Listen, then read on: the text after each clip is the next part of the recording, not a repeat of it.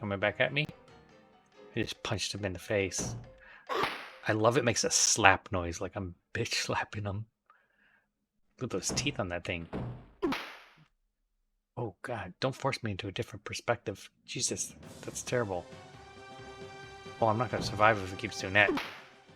It wouldn't be a Resident Evil game if you didn't get unfairly screwed over by the perspective. Welcome back to Martin Saves the Universe.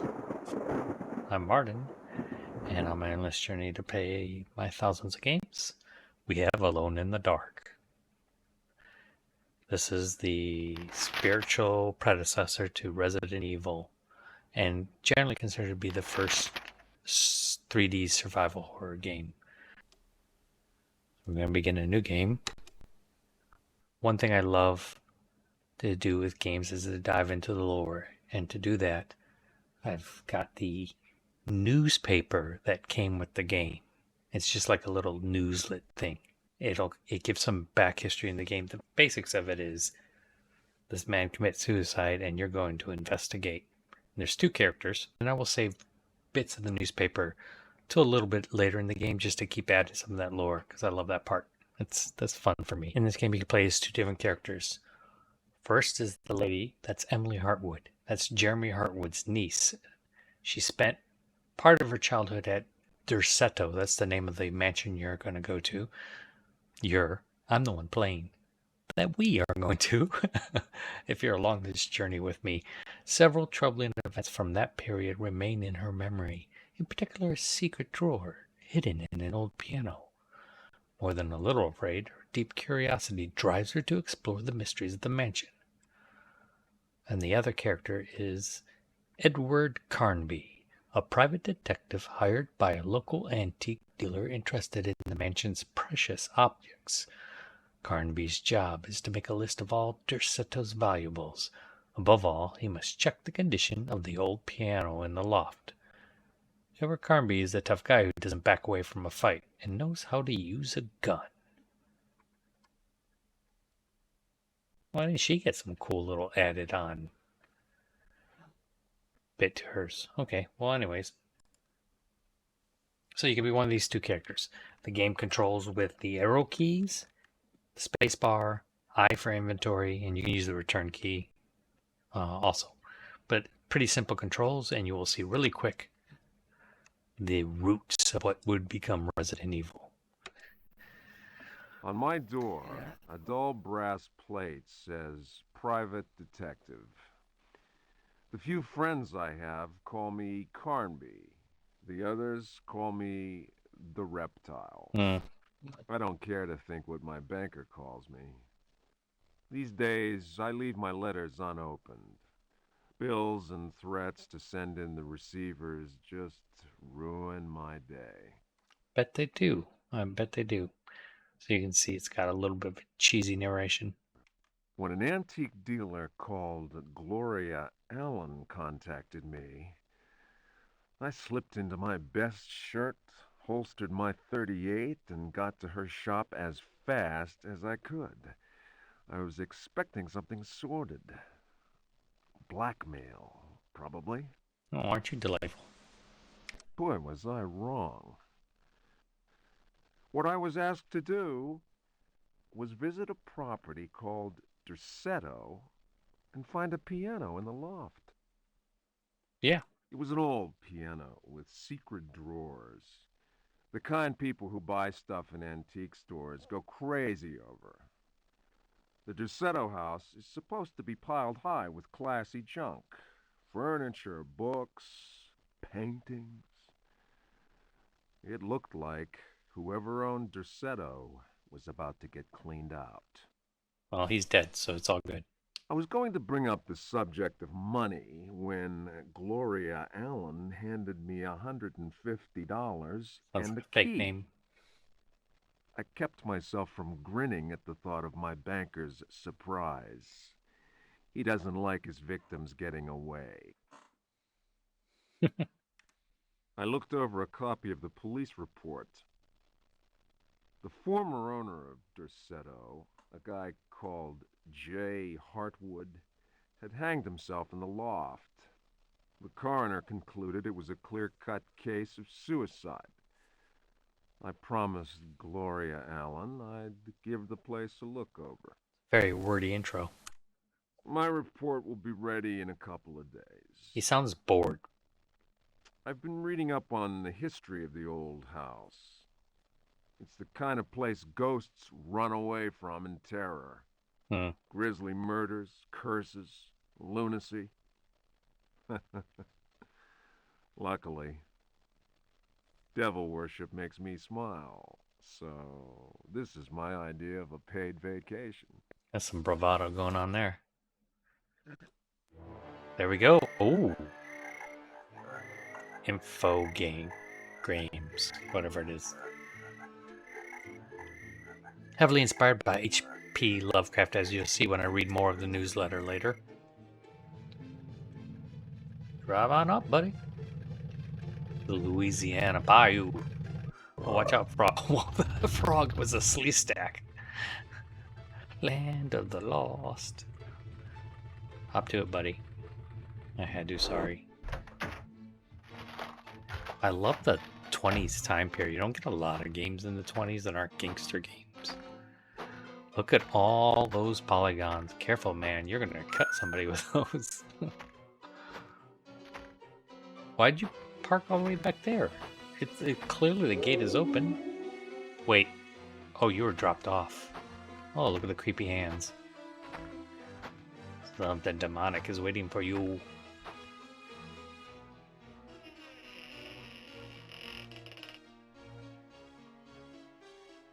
They might wonder why I'm using the CRT filter. This is such an old game that the resolution is 300 by 200.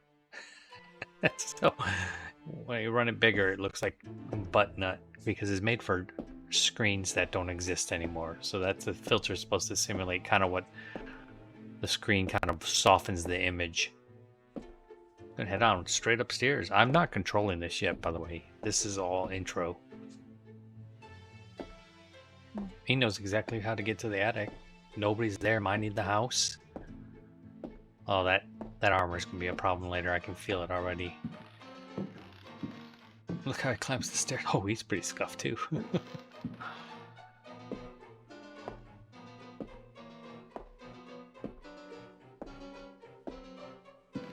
I guess we're going straight to the piano.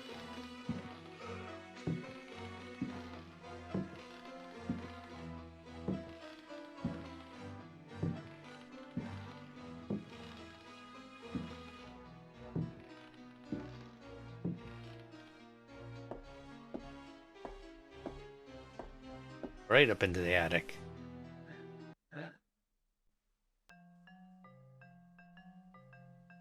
Okay, we got inventory. So the arrow keys move between, and then I can move up and down. Open, search, close, push, action. And then if I hit escape, I can save my game.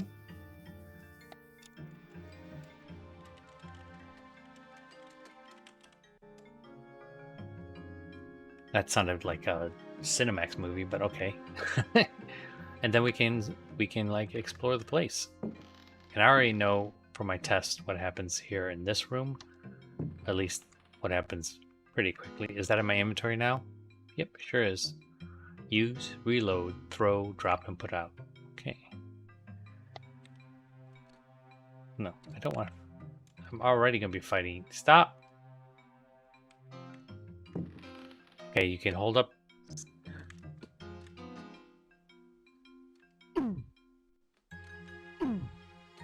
You hold space bar and you left is the left jab, right is right jab, forward or backwards is kick.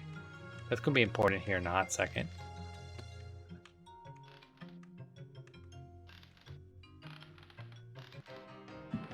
Uh-oh.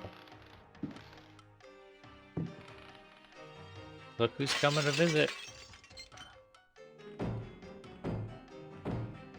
Look at this son of a bitch. Okay, coming back at me. I just punched him in the face. I love it makes a slap noise like I'm bitch slapping him. Look at those teeth on that thing. Oh god, don't force me into a different perspective. Jesus, that's terrible. Oh, I'm not gonna survive if it keeps doing that.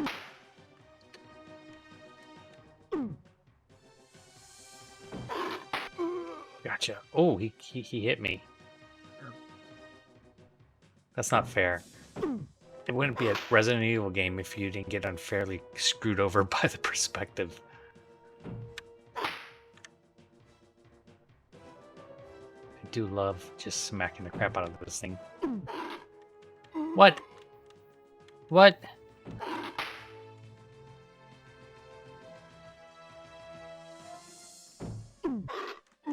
Oh god, I'm gonna die. Die, dude. Oh, we both took a hit. Probably really hurt now. Yep. Oh, well, no, I have 16. That's my hit points, I think, up in the corner there. Okay, that was exciting action music. Do I not have a run? Is everything done at a leisurely stroll? Great.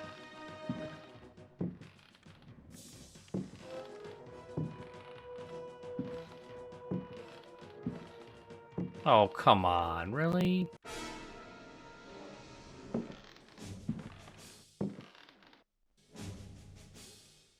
Here we go again.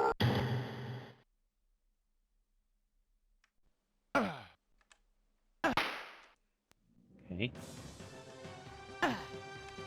At least he moves slow as shit.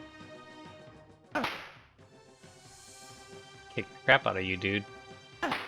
Kung Fu! Come on. I remember George Romero's Night of the Living Dead. They spent the whole movie just judo kicking people and kicking zombies. I don't know if that's a zombie. It looks like it's a zombie or a ghoul. Who knows what the hell these things are? What was that other thing? It was like kind of like a werewolf. A werewolf that you can just slap a whole bunch of times and it dies. There we go. Oh, that's nice. Okay.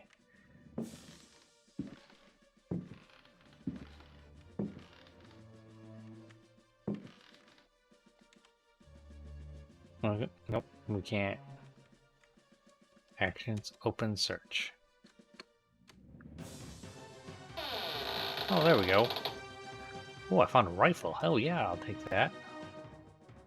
Why would I not take the rifle? You know what I would take? Is Edward here getting his freaking ass moving. Oh, no wonder why this game probably is like 30 minutes of actual gameplay. Ooh, you find a book. Take it. Yeah, I'll take a book. Why not? Nothing important. Okay.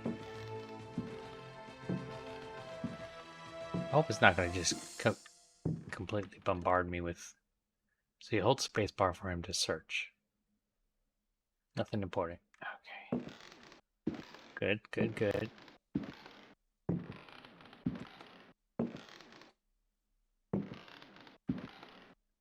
What we got here? An old Indian cover? We'll take until it doesn't let us take, I guess. We know there's a hidden compartment here. Oh, come on. We know the piano plays. Oh, you're gonna be a little butt to me, aren't you? I bet I have to put a candle up there. See that little thing there? Probably a candle. Alright, Edward. Let's go over here. I wish you could turn the music quieter instead of just off. Oh, it doesn't even work. Supposed to be able to turn the music off.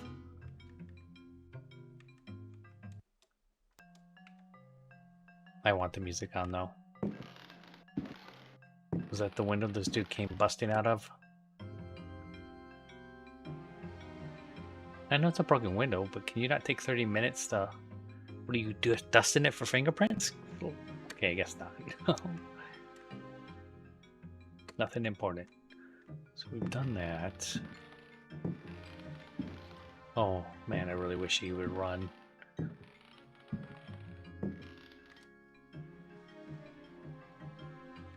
You don't have to play with it. Just tell me nothing's important. Alright, maybe I'll get a haunted doll I have to put on that thing. It'd be amazing. Nothing important. Okay.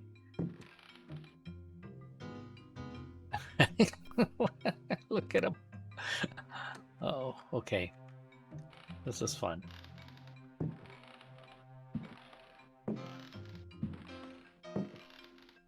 Where does this lead to?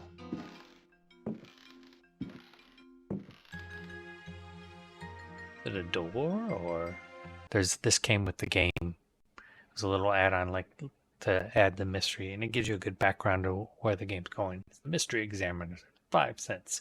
August 25th, 1924. The Roaring Twenties.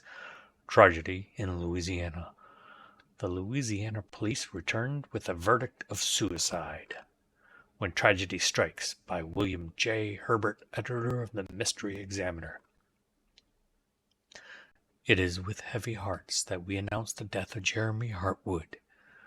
Our readers will never forget his outstanding talent, first revealed in the columns of this newspaper. The son of a respected Arkham family, Jeremy's interest in the arts was encouraged by numerous fine teachers. He himself spoke often of Pickman, who introduced Jeremy to the wonders of painting.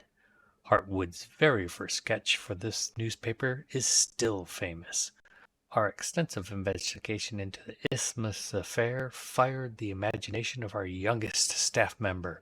The boldness of his draughtsmanship, coupled with the uncompromising vigor of his palette, shed a chilling light on the sinister tragedy that befell that unhappy New England town.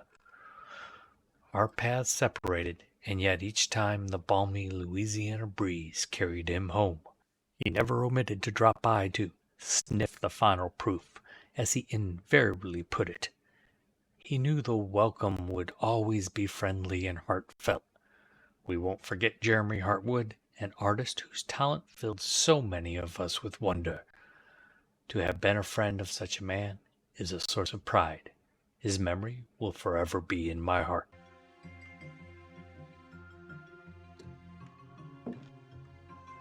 Oh, that's going downstairs. Got it. That's where I came in.